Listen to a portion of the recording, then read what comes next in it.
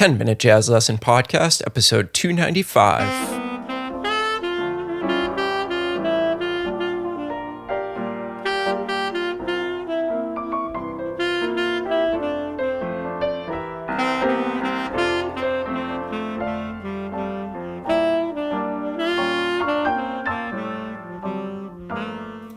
Hey everybody, welcome back to episode 295 of the 10-Minute Jazz Lesson Podcast. Thank you so much for joining us yet again.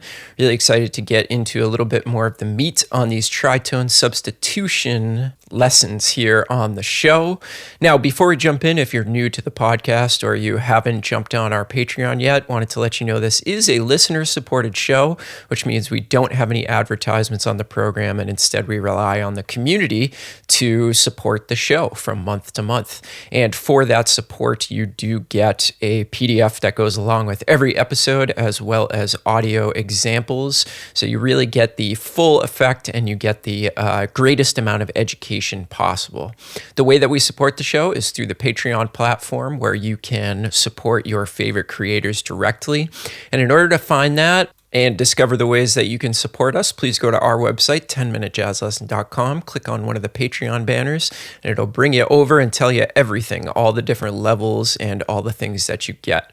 Got a quick shout out to some new patrons. Thank you to our new $3 patron, Denise, and thank you to Leon and Jeff for editing your pledges from $3 up to $5 to get those audio examples. So again, if you want to join the club, join the family. We've got over 350 members over there, and they are getting weekly jazz education materials. Go to our website, 10minutejazzlesson.com, click on one of the Patreon banners, and get yourself signed up today.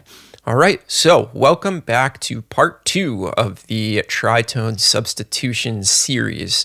So last week we talked about what a tritone substitution was, and I gave you a couple exercises to start getting the sound of jumping from one key to the key a tritone up or down, and start getting that sound in your ears. In this episode, we're going to start to look at some practical applications of the tritone substitution, and we're going to turn back to our old trusted friend, the 2-5-1 progression. And this one's going to be over a long 2-5-1 progression, which is probably the first place that you're going to start using the tritone substitution in real life, in your playing, actually in your solos. What I want you to do is look for a long 2-5-1 progression, because it's the most straightforward place to actually use this. All right. So what I'm doing this week on your PDF, you'll notice I'm basically just giving you examples over the 2-5-1. And what I want you to do is I want you to start to think about where I'm placing that substitution and what you're going to use over it. So remember, I am one for really, really simple approaches to things. So I like plain old triads, which we talked about last week. I also like 1-2-3-5 patterns. I think that those two devices are great places to start on almost any concept, especially when it comes to substituting chords. In fact, when you're doing substitutions, not just tritone, but any substitutions, I highly recommend that you use those two tactics to get going. All right, it's going to be the most basic and clear way to start doing this stuff. So I want you to look at those changes where I've placed the substitutions, and I want you to start to think about some different ways that you can approach this. And then what we're going to do in next week's episode, our lick of the month, is we're going to take all of the examples that I've given you this week, and we're actually going to write out some lines. So I want you to start thinking about it, and then next week you can start to compare the lines that I've actually written with maybe some of the concepts that were going through your head. That will allow you to actually see if what you were thinking kind of lines up with the way that I'm actually going to write some lines for next week. Okay.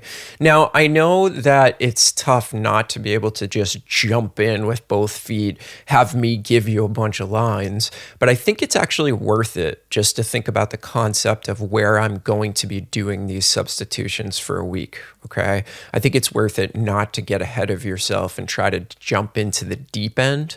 A week of reflecting on the substitutions I think will be really good for you, but sometimes it's just hard to slow ourselves down. I know that's true for me. All right, so let's dive in.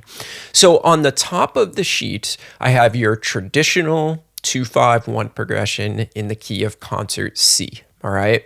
Then what follows is 5 examples of how I would actually use the tritone substitution in different ways. And we're going to talk about those, and then I'm going to give you examples of myself just improvising over them. If you want to transcribe my improvisation, feel free, but you don't have to. All right, so let's jump down to example number 1, and let's talk about what's going on. So what I have done in example number 1, you'll notice that the first measure is just the plain old 2 chord, all right? Then in the second measure, what I've gone and done is I have completely substituted out the entire measure with the dominant chord, a tritone up. So it would have been a concert G7 chord. And what I've done is I've substituted out the entire measure with a concert D flat 7 chord. So again, you start on G, you go up a tritone, you get D flat, and there is your substitution. This is probably the most traditional way of using a tritone substitution over a 2-5-1 progression. So let's check out what that sounds like. I'm going to improvise over this progression 4 times in a row, and you'll be able to hear what that sounds like. First measure, 2 chord, second measure, full measure of tritone substitution.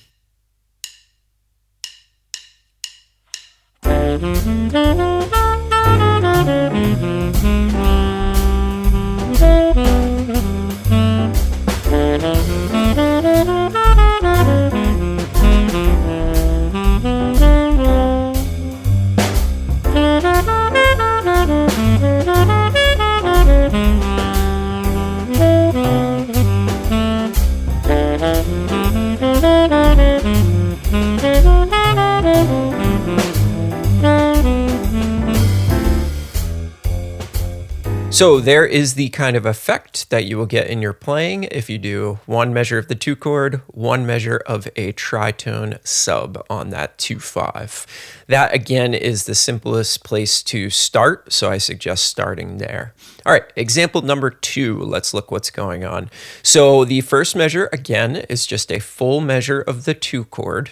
And then in the second measure, what I've done is I've split it between the regular 5 chord that would be in the bass level 2-5-1. I've done that for 2 beats. And then for the last 2 beats in the second measure, I've done that tritone sub. So in this one, the tension is really, really backloaded right before the resolution point.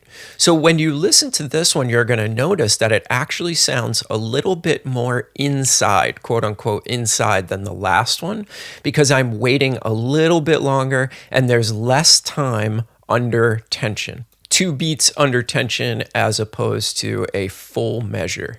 So here's what example number 2 sounds like with some simple improvisation over it.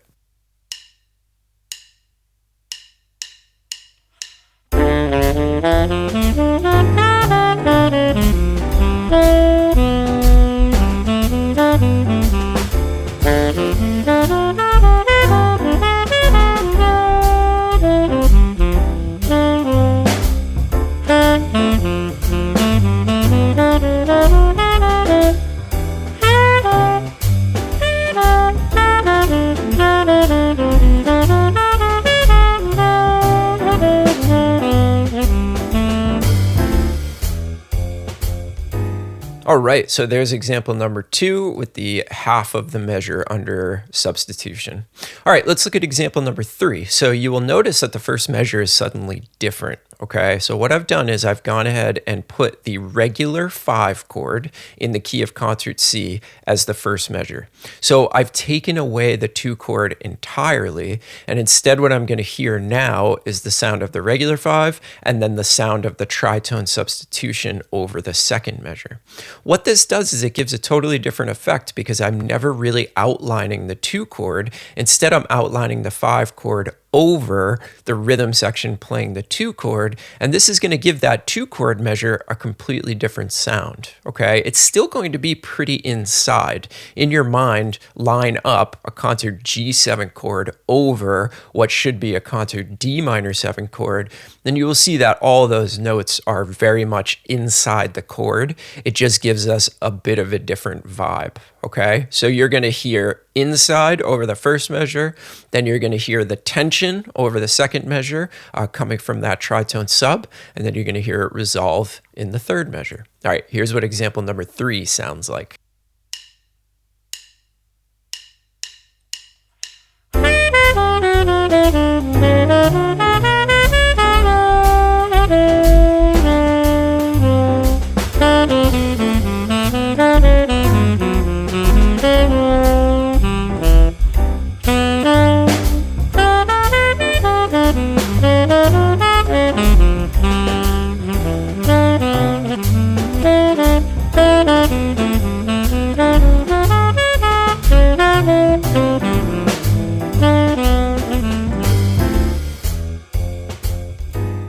All right, so there's example number 3. You could hear that the first measure changes a little bit, but we still hear that second measure being a full measure of the tritone sub, which should sound very familiar to you. All right, example number 4. So what I have done here is in the first measure, I have condensed the entire regular 2-5-1 into one measure.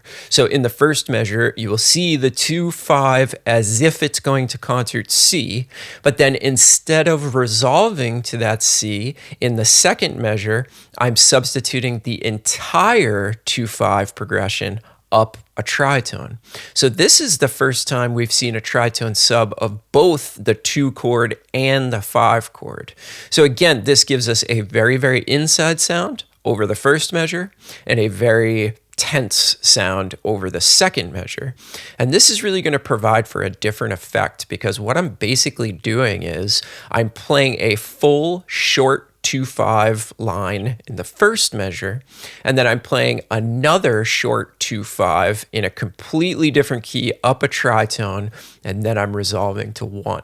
So I want you to try to notice how different this one sounds. The measures sound a little bit more self-contained than any of the other examples on the sheet so far. And you'll hear consonants for the first measure, dissonance for the second measure, back to consonants when I resolve to the 1 chord in the third measure. Here's example number 4.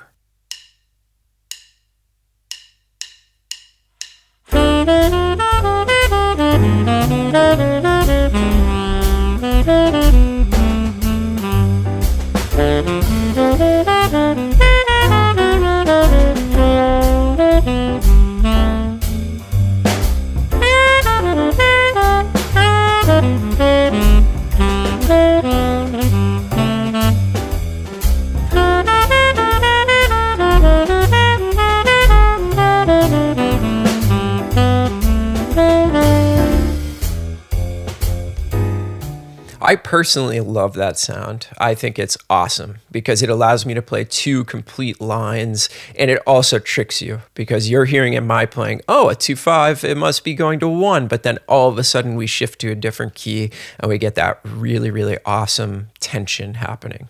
All right, example number 5. So what you will notice I have done is I've subbed out the entire 2-5, and I've just replaced what would be there in a regular 2-5 with 2 chords, a tritone up. So in measure 1, I would have had a D minor 7 chord, concert D minor 7. I've subbed that out for a concert A flat minor 7, which is just up a tritone.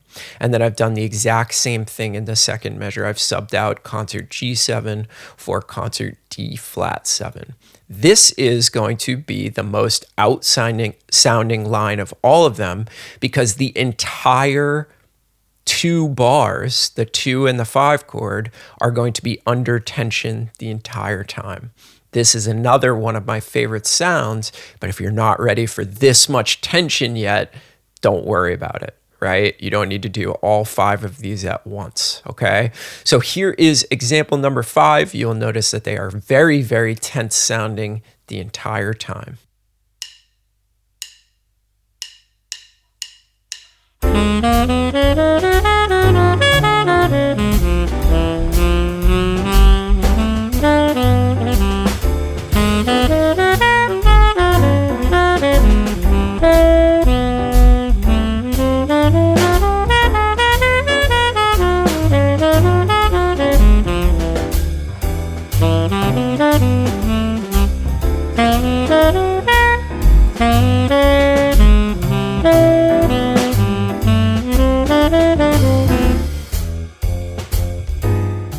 So if you're really looking to play very, very outside the changes, that's a great one for you. If you've had some experience with the tritone substitution, you want to kind of take it to that next level of dissonance, exercise 5 is going to be a great one for you to work on. All right, so just take some time this week. Listen to those examples a bunch of times. Think in your head how you want to approach this. Maybe write one line over each of those substitutions. Then next week, we're actually going to look at some written lines over each one of those examples. You could see how your thinking or writing lined up with some of the things that I'm going to present. All right, thanks for hanging with me. I know this has been a really long episode, but there was a lot to get through. Remember, you can get the PDF to see all of those substitutions on Patreon. You can also get the examples of myself playing them separate from the episode. Go to 10minutejazzlesson.com, click on one of the Patreon banners, and get yourself signed up today. All right, hope you are all having a good new year so far. I also really hope that everybody's staying safe and healthy out there in these crazy times. We will see you next week with a brand new episode. Really looking forward to it. Have a great weekend, everybody. Talk to you soon. Bye.